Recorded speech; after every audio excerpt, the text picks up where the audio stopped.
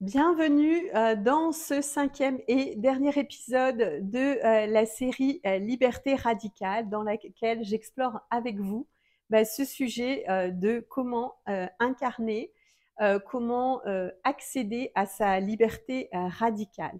Donc on a vu au cours des différents épisodes qu'il y avait un processus qui était peut-être contre nature, mais qu'il y avait un élan à suivre. Et cet élan, vous allez devoir justement être le seul maître à bord. Et c'est pour ça que j'ai choisi le terme de gouverner.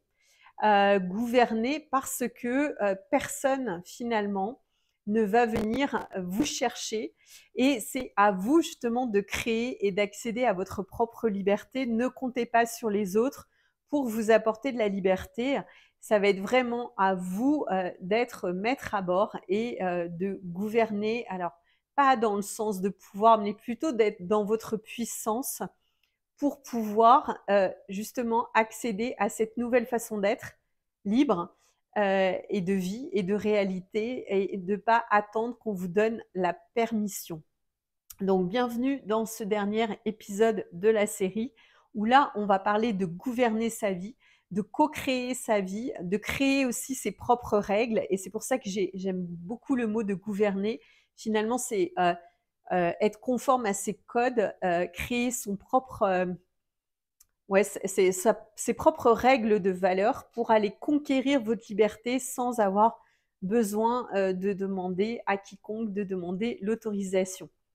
Alors là, on avait parlé de liberté radicale, on va être dans l'autodétermination radicale parce que sur le chemin de la liberté, ça va nécessiter que vous soyez fort, forte, courageux, courageuse et que vous alliez seul.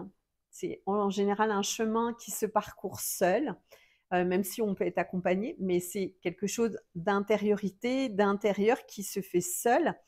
Et en fait, vous allez arpenter aussi, comme on dit, un chemin qui est pas forcément le plus fréquenté par la masse parce que justement, il nécessite de sortir des sentiers battus et d'aller vers l'inconnu. Donc, c'est pas forcément le chemin le plus fréquenté. Mais ça va vous demander justement d'être l'unique autorité de votre vie, de ne pas faire par rapport au qu'en dira-t-on de la société, de votre famille, de vos amis, de votre partenaire. Ça va nécessiter que vous alliez chercher en vous votre connexion profonde et que vous suiviez votre élan intérieur, votre feu intérieur, votre intuition intérieure, avec le courage aussi de définir vos propres critères de réussite et de bonheur. Je vous dis ça parce que en illustration, moi, ce qui s'est aussi beaucoup passé, c'est que quand j'ai quitté le papa de mes filles, on s'entend très bien, même encore à ce jour, et on continuait finalement à aller au repas de famille à deux, à fêter encore les Noëls à deux, alors qu'on était séparés, par la suite divorcés, et ça mettait tout le monde inconfortable.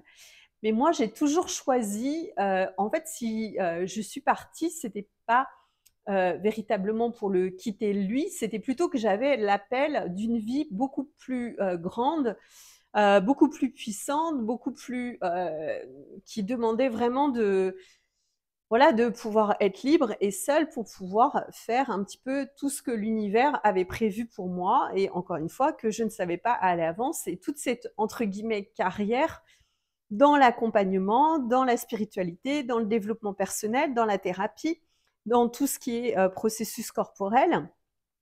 Et donc, ça nécessitait que que je quitte en fait ma vie familiale pour pouvoir faire ça.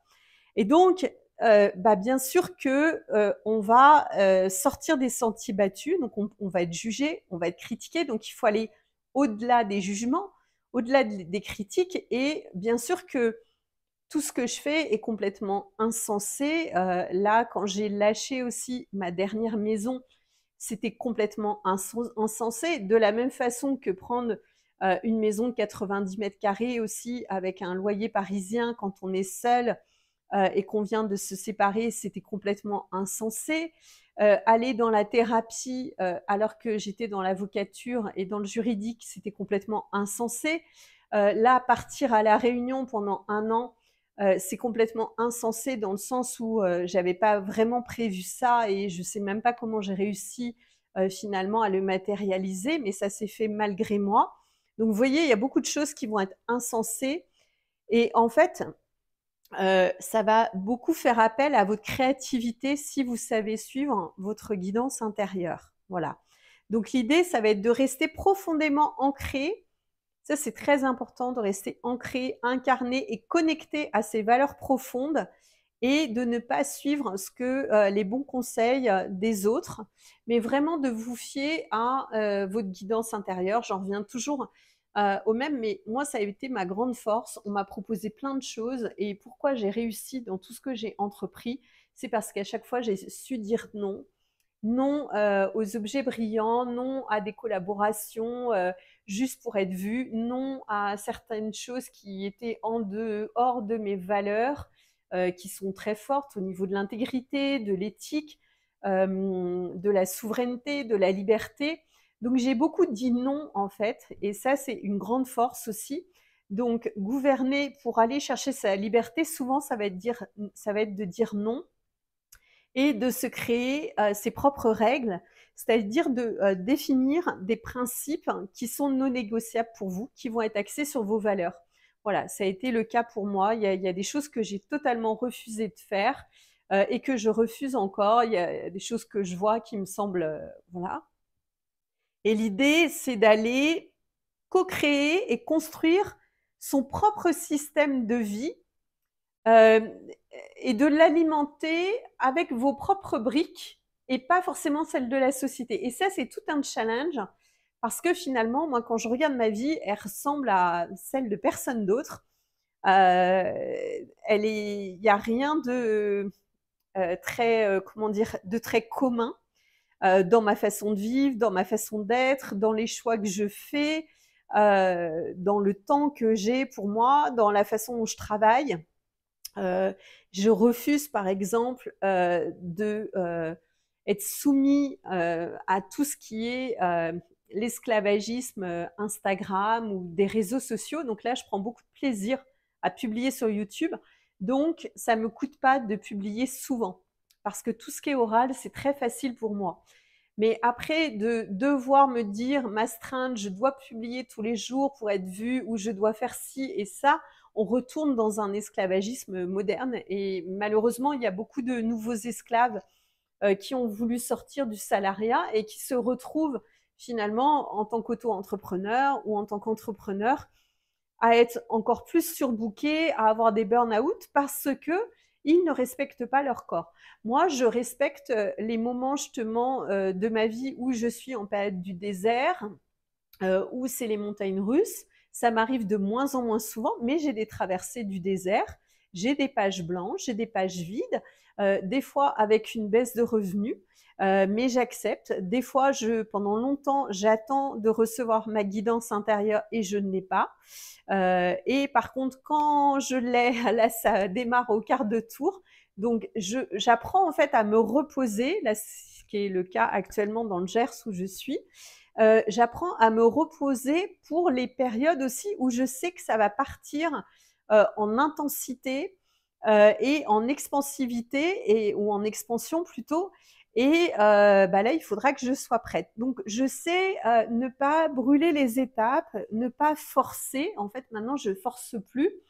Et même si des fois, je me dis, bon, là, quand même, ça serait bien que je sache un petit peu quelle est ma nouvelle feuille de route, où est-ce que je fais, qu'est-ce que je fais.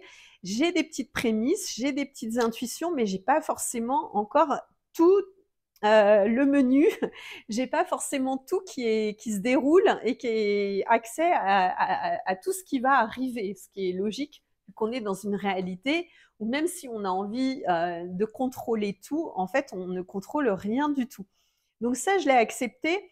Et l'idée quand même de créer au milieu de tout ça ses propres règles, de construire justement son système de vie par rapport à vos valeurs, c'est hyper important parce que c'est ce qui va vous servir de cadre en fait dans votre traversée du désert, dans votre parcours d'exploration.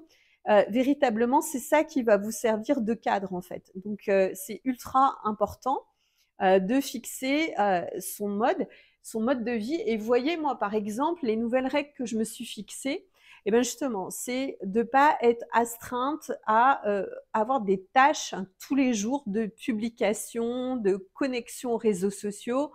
J'ai envie de pouvoir marcher, j'ai envie aussi de pouvoir prendre des jours de repos.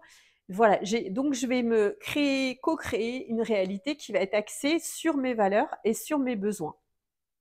Avec mes règles personnelles qui sont les miennes et voilà et qui correspondent à mes envies, à mes désirs et à ce que je sais être bon pour moi. Voilà, pour rester en parfaite santé, pour ne pas être plus stressée dans cette activité-là que je l'étais avant quand j'étais avocate, pour ne pas risquer de burn-out et pour pouvoir avoir cette vie justement, cette liberté. Elle doit être légère. Elle doit pas. Il n'y a pas de liberté si vous êtes obligé de payer le prix. Si vous êtes obligé de payer le prix fort de trop de sacrifices, pour moi, c'est plus la liberté. Donc attention aussi à toutes les personnes finalement qui sont en méga sacrifice et qui sont en train de se brûler les ailes juste pour accéder peut-être à plus d'argent. Moi, je me trouve en liberté même sans argent. Je suis dans l'abondance même sans argent en fait, parce que je suis calme, parce que je connais ma guidance et que je sais que je suis sur mon chemin. Il y a des moments avec plus, avec beaucoup même, il y a des moments avec un petit peu moins. Voilà, et je suis le rythme qui m'est imposé par mon soi et je ne cherche pas à brûler les étapes, je ne cherche pas à paniquer, même si des fois j'ai mon ego qui me dit bon là ça serait quand même bien qu'on sache un petit peu qu'est-ce que tu fais après, où est-ce qu'on va, ou comment tu vas faire ça, comment. Non, en fait j'accepte et je fais confiance au processus. Donc l'idée ça va être vraiment de avoir conscience que pour gouverner sa vie, sa réalité, il va falloir être responsable. Et quand je dis responsable, ça veut dire être conscient, prendre la responsabilité de sa conscience, prendre la responsabilité de ce voyage vers la liberté radicale, vers la liberté totale, et de toujours garder en point de mire la joie, la légèreté d'être et vraiment la vulnérabilité, le fait d'être comme un petit enfant.